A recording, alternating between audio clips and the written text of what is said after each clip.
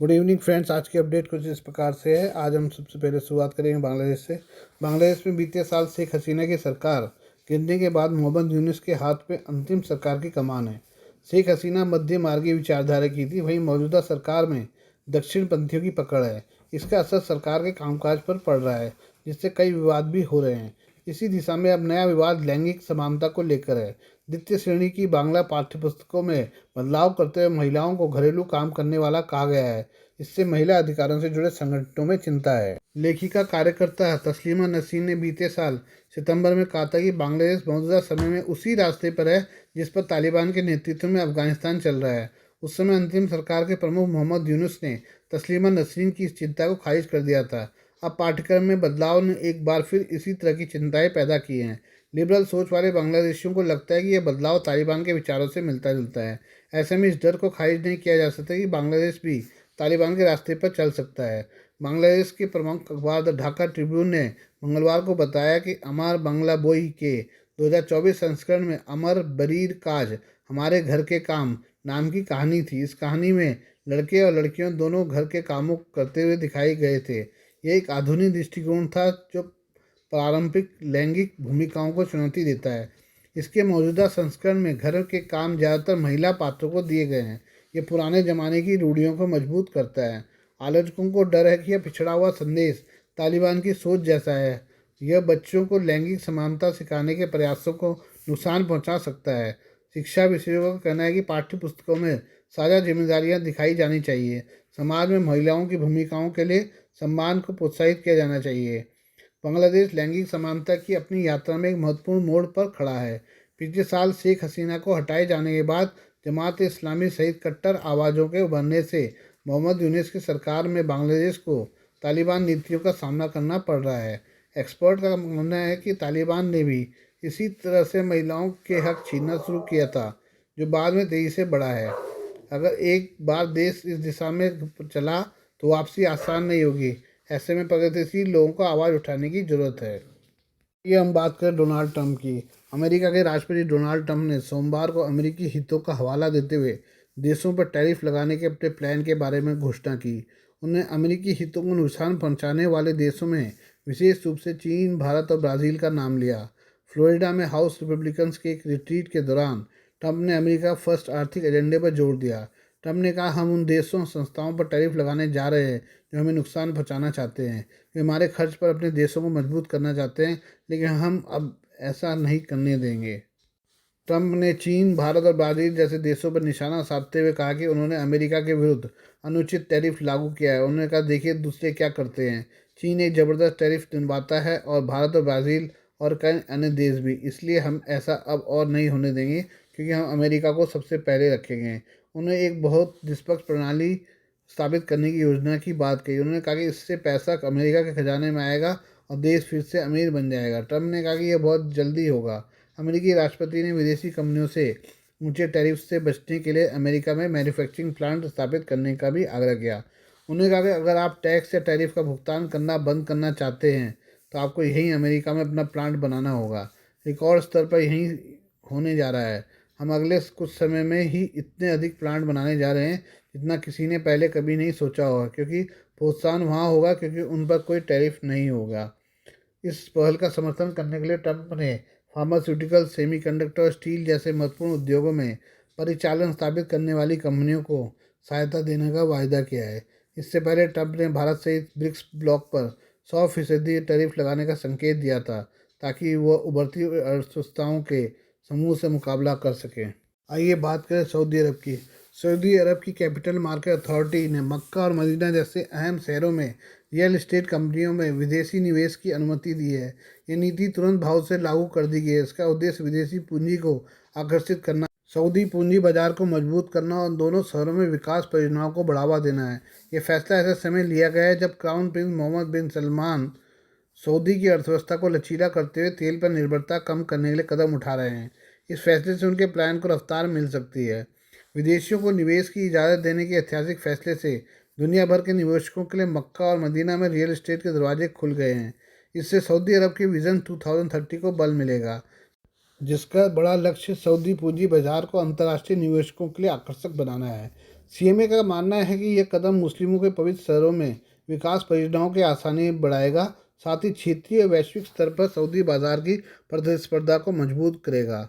नए नियमों के तहत विदेशी निवेशक मक्का और मदीना में रियल एस्टेट रखने वाली सऊदी सूचीबद्ध कंपनियों के शेयरों में इन्वेस्ट कर के लिए हैं। सऊदी से बाहर के यानी विदेशी निवेशक व्यक्ति और कंपनी दोनों सामूहिक रूप से किसी प्रोजेक्ट में 49% तक शेयर रख सकते हैं। यह नीति विदेशी निवेशकों को पवित्र शहरों में विकास परियोजनाओं से प्रेरित आर्थिक विकास में भाग लेने में सक्षम बनाती है। सीएमए ने सऊदी अरब के पूंजी बाजार को विदेशी निवेशकों के लिए अधिक सुलभ बनाने के लिए कई सुधार पेश किए हैं। इनमें विदेशी निवासियों को सीधे सऊदी शेयर बाजार में निवेश करने की अनुमति देना, विदेशी संस्थानों को स्वैप समझौतों और अन्य माध्यमों से निवेश करने में सक्षम बनाना और विदेशी निवेशकों को ऋण साधन और रियल एस्टेट फंड प्राप्त करने की अनुमति देना शामिल है। ये नया कदम सऊदी अरब के आर्थिक सुधारों की दिशा में एक महत्वपूर्ण कदम है। यह दर्शाता है कि देश अपनी अर्थव्यवस्था को मजबूत करने और वैश्विक निवेशकों के लिए एक आकर्षक गंतव्य बनाने के लिए प्रतिबद्ध है। विशेषज्ञों का कहना है कि सीएमए का यह कदम स्वागत योग्य है। इससे आर्थिक तौर पर सऊदी अरब को मजबूती मिलने की उम्मीद है। खासतौर से मक्का और मदीना में पूंजी आएगी, जो धार्मिक महत्व की वजह से दुनिया भर में मशहूर है। बांग्लादेश में उच्च पेंशन अन्य लाभ दिए जाने की मांग को लेकर रेलवे कर्मचारियों ने हड़ताल कर दी है। इसके चलते ट्रेनों का संचालन बंद हो गया है। यात्री और मालगाड़ियों को रद्द किया दिया गया है। हड़ताल के चलते हजारों यात्रियों को परेशानी का सामना करना पड़ा। यात्री स्टेशनों पर बसों का इंतजार करते नजर आए। इसके साथ ही माल परिवहन भी प्रभावित हुआ है। बांग्लादेश रेलवे रनिंग स्टाफ और कर्मचारी यूनियन के कार्यवाहक अध्यक्ष सैदुर रहमान ने कहा कि मांगों को लेकर सोमवार देर रात को मोहम्मद यूनिस के नेतृत्व वाली अंतिम सरकार के साथ बैठक हुई थी, लेकिन मांगों पर सहमति नहीं बन सकी। रहमान ने कहा कि जब तक सरकार हमारी मांगों को मान नहीं लेती है, तब तक हड़ताल जारी रहेगी। ढाका के मुख्य कमलापुर रेलवे स्टेशन पर सैकड़ों यात्री ट्रेनों का इंतजार करते नजर आए, क्योंकि उनको हड़ताल की जानकारी नहीं थी। कई घंटे तक इंतजार के बाद वे मायूस होकर लौट गए। कई यात्रियों ने रेलवे सलाहकार से भी शिकायत की। ढाका के स्टेशन मैनेजर सादत हुसैन ने बताया कि मंगलवार सुबह रवाना होने वाली 10 ट्रेनों को रद्द कर दिया गया है। ट्रेनों के विकल्प के तौर पर बसों का इंतजाम किया गया है। वहीं रेलवे कर्मचारियों ने देश के प्रमुख बंदरगाह शहर चटगांव में प्रदर्शन किया। चटगांव बंदरगाह तक ट्रेनों के जरिए विदेशी देशों को निर्यात होने वाले परिधान उद्योग का माल पहुंचाया जाता है। उद्योग को हर साल निर्यात से 38 बिलियन अमेरिकी डॉलर का लाभ मिलता है। उद्योग से माल यूएस और यूरोपीय संघ के देशों को भेजा जाता है। बांग्लादेश में 36,000 किलोमीटर लंबा रेलवे नेटवर्क है। 170 मिलियन की आबादी वाले देश में 6.5 करोड़ लोग हर साल ट्रेनों में सफ़र करते हैं। साथ ही रेलवे में 25,000 कर्मचारी कार्यरत हैं।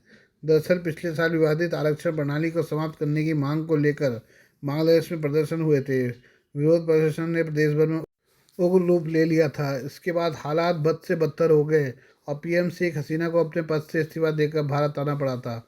इस दौरान 600 से अधिक लोग मारे गए थे। 76 साल की हसीना के सत्ता से हटने के बाद नोबेल पुरस्कार विजेता मोहम्मद यूनुस के नेतृत्व में एक अंतिम सरकार का गठन किया गया था। मौजूदा समय में बांग्लादेश की आर्थिक स्थिति काफ़ी खराब है। इस पर विश्व बैंक और एशियन डेवलपमेंट बैंक ने भी चिंता जताई है। आइए हम बात करें प्रधानमंत्री नरेंद्र मोदी की। प्रधानमंत्री नरेंद्र मोदी फरवरी में अमेरिका का दौरा कर सकते हैं। सोमवार को अमेरिका के नए राष्ट्रपति डोनाल्ड ट्रंप से फ़ोन पर बात करने के बाद यह बात सामने आई है। खुद ट्रंप का इस बात खुलासा किया है। राष्ट्रपति ट्रंप ने कहा कि प्रधानमंत्री मोदी उनके साथ बैठक के लिए संभवतः फरवरी में अमेरिका के राष्ट्रपति का आधिकारिक आवास एवं कार्यालय व्हाइट हाउस आएंगे। ट्रंप ने सोमवार को फ्लोरिडा से जॉइंट बेस एंड्रूज लौटते समय एयरफोर्स वन विमान में पत्रकारों से कहा कि मेरी उनसे लंबी बातचीत हुई है। वह संभवतः अगले महीने फरवरी में व्हाइट हाउस आएंगे। भारत के साथ हमारे बहुत अच्छे संबंध हैं। राष्ट्रपति के रूप में ट्रंप के पहले कार्यकाल में उनकी आखिरी विदेश यात्रा भारत की थी। ट्रंप और मोदी के बीच अच्छे मित्रवत संबंध है। दोनों ने सितंबर 2019 में ह्यूस्टन और फरवरी 2020 में अहमदाबाद में 2 अलग अलग रैलियों में हजारों लोगों को संबोधित किया था। नवंबर 2024 में ट्रंप की शानदार चुनावी जीत के बाद मोदी उनसे बात करने वाले विश्व के 3 शीर्ष नेताओं में शामिल थे। इससे पहले व्हाइट हाउस ने आगे कहा कि दोनों नेताओं ने अमेरिका भारत रणनीति साझेदारी और हिंद प्रशांत क्वाड साझेदारी को आगे बढ़ाने पर प्रतिबद्धता जताई है। साथ ही प्रधानमंत्री नरेंद्र मोदी की व्हाइट हाउस यात्रा की योजनाओं पर चर्चा की गई। व्हाइट हाउस ने कहा कि राष्ट्रपति डोनाल्ड जे ट्रंप ने भारत के प्रधानमंत्री नरेंद्र मोदी से फ़ोन पर बात की। दोनों नेताओं ने सहयोग को बढ़ाने और रिश्ते के गहरा करने पर चर्चा की। उन्होंने हिंद प्रशांत, मध्य पूर्व और यूरोप में सुरक्षा सहित कई क्षेत्रीय मुद्दों पर चर्चा की। राष्ट्रपति ट्रंप ने भारत द्वारा बनाए गए अमेरिका निर्मित सुरक्षा उपकरणों की खरीद बढ़ाने और द्विपक्षीय व्यापार संबंधों को बढ़ाने के महत्व पर जोर दिया। व्हाइट हाउस ने कहा कि दोनों नेताओं ने प्रधानमंत्री नरेंद्र मोदी की व्हाइट हाउस की यात्रा की योजनाओं पर चर्चा की। इससे हमारे देशों के बीच दोस्ती और रणनीतिक संबंध मजबूत होंगे। व्हाइट हाउस ने अपने बयान में यह भी कहा कि भारत इस साल के अंत में पहली बार क्वाड नेताओं की मेजबानी करेगा। पीएम मोदी ने डोनाल्ड ट्रंप को दोबारा और अमेरिका के 47वें राष्ट्रपति के रूप में शपथ लेने में बधाई दी थी। पीएम मोदी ने सोशल मीडिया एक्स पर लिखा था कि पीएम डोनाल्ड ट्रंप को अमेरिका के 47वें राष्ट्रपति के रूप में ऐतिहासिक शपथ ग्रहण पर बधाई। मैं एक बार फिर आप हमारे दोनों देशों के लाभ के लिए और दुनिया के लिए एक बेहतर भविष्य बनाने के लिए मिलकर काम करने को उत्सुक हूँ। आपके सफल कार्यकाल के लिए शुभकामनाएं। बता दें कि डोनाल्ड ट्रंप के शपथ ग्रहण समारोह में भारत की ओर से विदेश मंत्री डॉक्टर एस जयशंकर शामिल हुए थे। Please do like share and subscribe this channel of my news, views and analysis by Prakash.